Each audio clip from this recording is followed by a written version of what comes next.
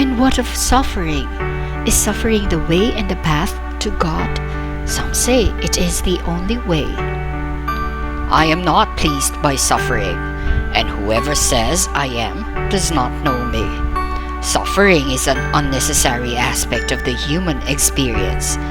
It is not only unnecessary, it is unwise, uncomfortable, and hazardous to your health. Then why is there so much suffering? Why don't you, if you are God, put an end to it if you dislike it so much? I have put an end to it. You simply refuse to use the tools that I have given you with which to realize that. You see, suffering has nothing to do with the events, but with one's reaction to them. What's happening is merely what's happening. How you feel about it is another matter. I have given you the tools with which to respond and react to events in a way which reduces, in fact, eliminates pain, but you have not used them. Excuse me, but why not eliminate the events? A very good suggestion. Unfortunately, I have no control over them. You have no control over events? Of course not. Events are occurrences in time and space which you produce out of choice, and I will never interfere with choices. To do so would be to obviate the very reason I created you. But I've explained all this before. Some events you produce willfully, and some events you draw to you, more or less unconsciously.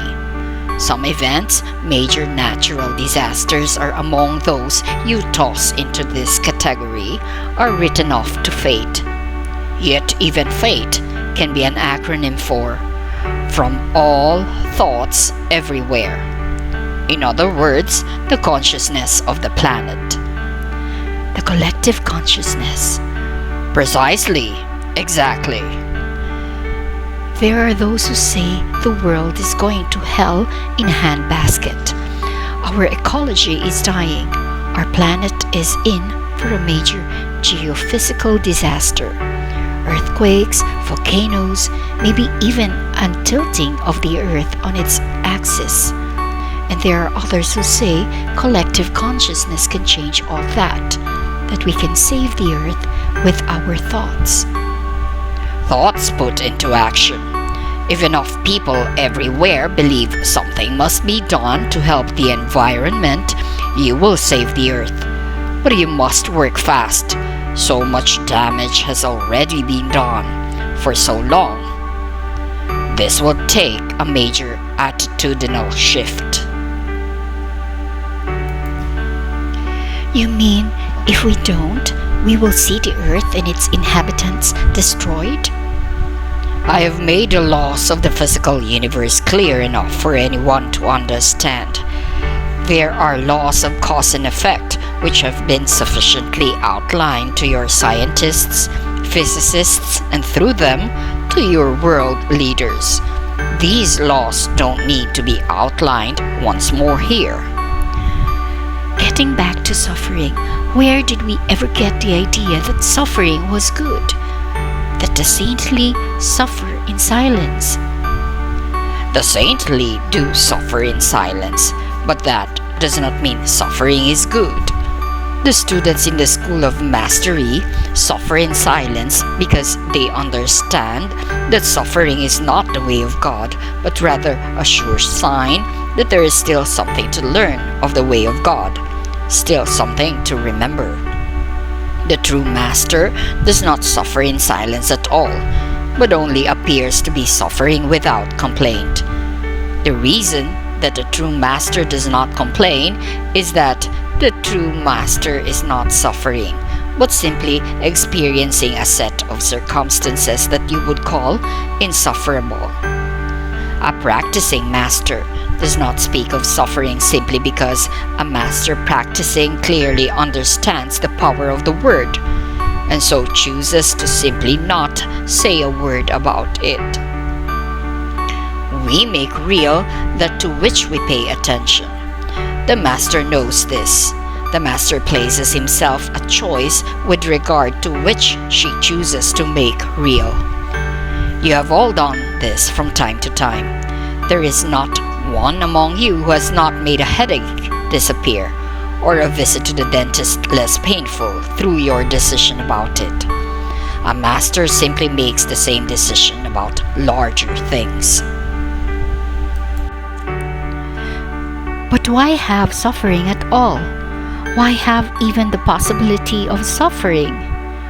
You cannot know and become that which you are in the absence of that which you are not, as I have already explained to you. I still don't understand how we ever got the idea that suffering was good.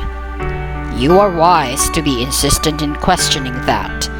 The original wisdom surrounding suffering in silence has become so perverted that now many believe, and several religions actually teach, that suffering is good and joy is bad.